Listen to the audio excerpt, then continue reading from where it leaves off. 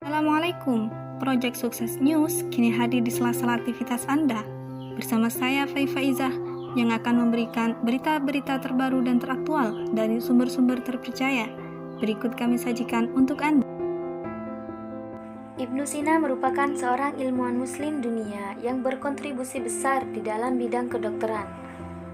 Beliau telah melakukan penelitian besar yang diabadikan oleh sejarah ilmu kedokteran di dunia.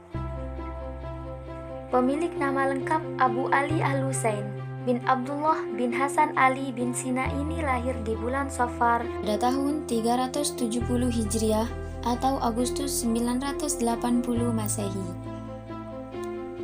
Beliau lahir di Asfahan, sebuah desa dekat Bukhara yang sekarang lebih dikenal dengan nama Uzbekistan.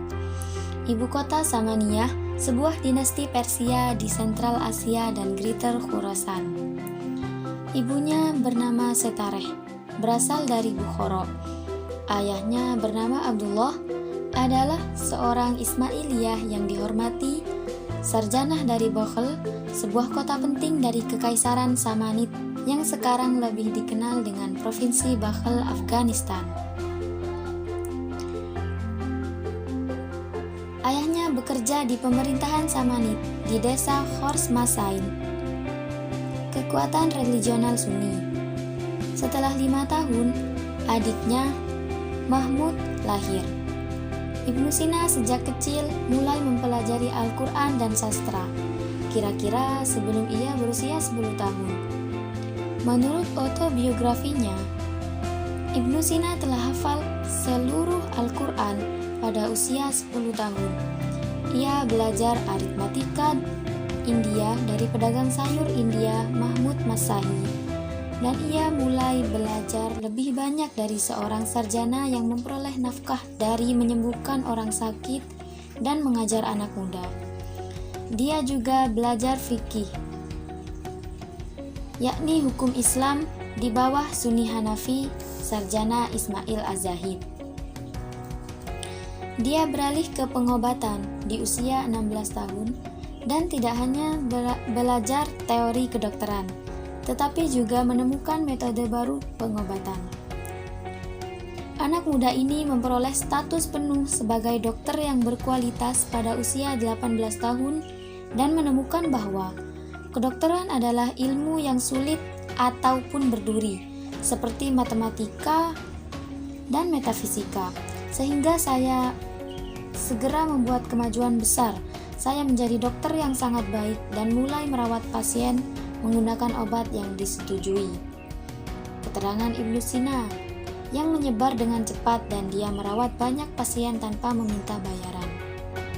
Sebagai seorang remaja, dia sangat bingung dengan teori metafisika Aristoteles yang ia tidak bisa mengerti sampai dia membaca komentar Al-Farabi pada pekerjaannya. Untuk tahun berikutnya, ia belajar filsafat, di mana ia bertemu lebih besar rintangan.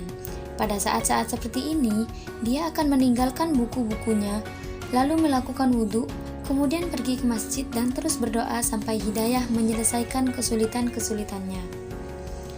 Jauh di malam hari, ia akan melanjutkan studi dan bahkan dalam mimpinya, masalah akan mengejar dia dan memberikan solusinya.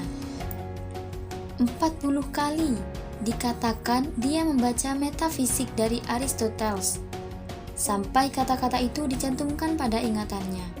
Tetapi artinya masih belum jelas, sampai suatu hari mereka menemukan pencerahan dari uraian singkat oleh Al-Farabi yang dibelinya di sebuah toko buku seharga kurang dari 3 dirham.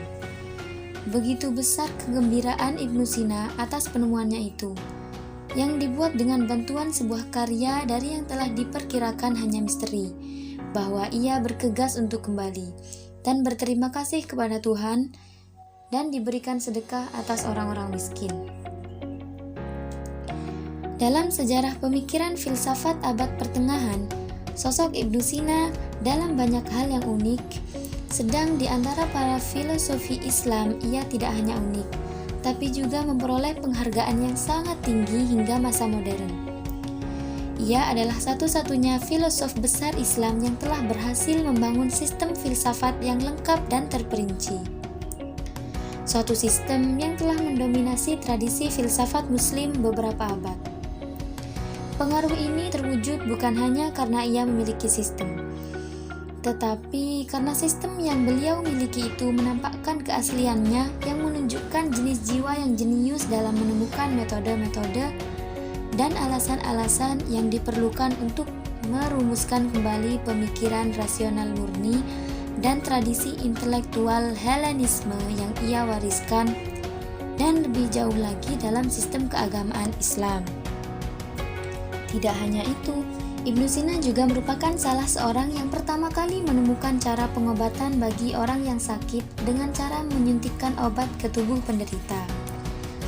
Maka tidak heran apabila beliau diberi julukan Ar-Ra's atau puncak gunung pengetahuan.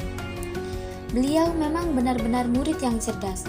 Di depan guru-gurunya, beliau dapat menerangkan rumus-rumus dalam berbagai kesulitan yang terdapat dalam buku-buku tersebut. Bahkan konon dalam bidang ilmu astronomi, yakni perbintangan, beliau sudah sanggup menciptakan sebuah alat yang belum pernah dibuat para ahli sebelumnya. Kembali lagi, setelah berhasil mendalami ilmu-ilmu alam dan ketuhanan, Ibnu Sina pun merasa tertarik untuk mempelajari ilmu kedokteran. Mulai di bidang kedokteran sehingga dalam waktu singkat ia meraih hasil yang luar biasa. Berkat ketekunan dan semangatnya yang tinggi dalam mempelajari ilmu tersebut, Ibnu Sina sanggup mengobati orang-orang yang sakit. Sekian lama nama Ibnu Sina semakin terkenal, bukan saja sekitar wilayah yang dia tinggali, melainkan juga di berbagai pelosok wilayah. Orang-orang yang tertarik di bidang kedokteran mulai mendatangi Ibnu Sina untuk menimba ilmu dari beliau. Mereka juga mengadakan eksperimen-eksperimen mengenai berbagai cara pengobatan di bawah pengawasan dan bimbingan Ibnu Sina. Selain sebagai dokter, Ibnu Sina juga dikenal sebagai psikolog yang sanggup mengobati orang yang sakit jiwa.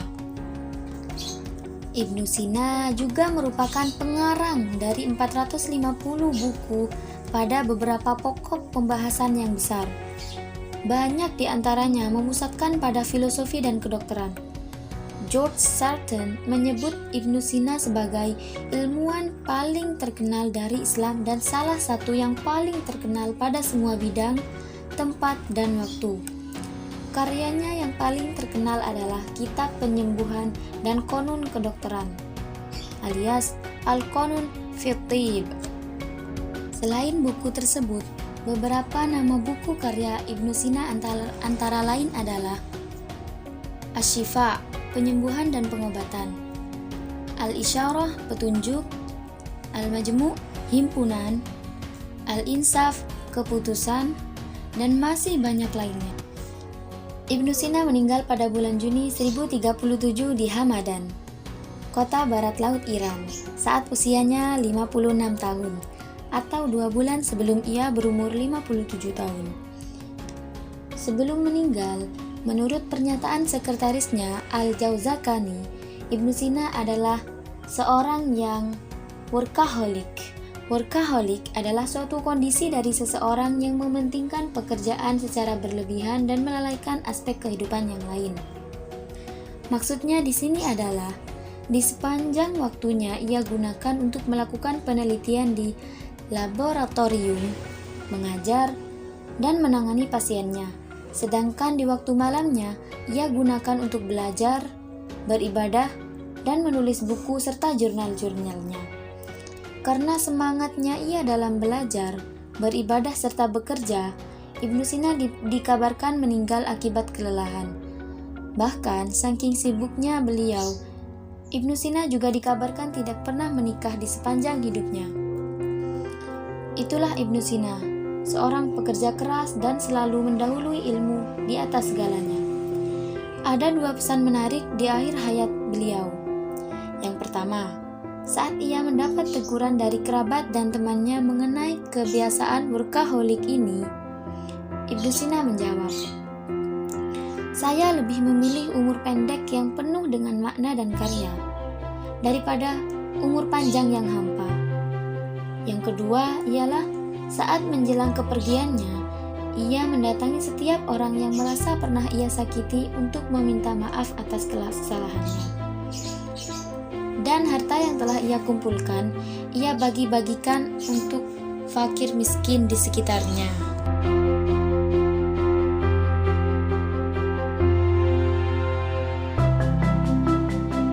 Oke, terima kasih bagi kalian yang sudah nonton video ini sampai akhir.